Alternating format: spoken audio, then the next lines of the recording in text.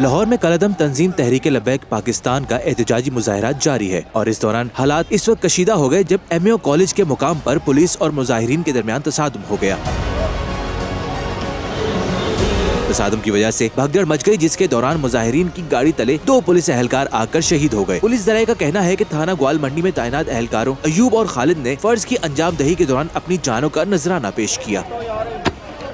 Police کے مطابق مظاہرین کے پتھراؤ سے ایس ایچ او سمیت 6 اہلکار زخمی ہو گئے، جنہیں قریبی ہسپتال میں طبی امداد فراہم کی گئی۔ خیال رہے کہ ٹی ایل پی کے اہم مطالبات میں تنظیم کے رہنما سعد رضوی کی رہائی اور فرانسیسی سفیر کی ملک بدری کے حوالے سے حکومت اور ٹی ایل پی کے درمیان کیے گئے معاہدے پر عمل درآمد ہے۔ دھرنے کے شرکا اب اسلام آباد لانگ مارچ کے لیے روانہ ہو گئے ہیں،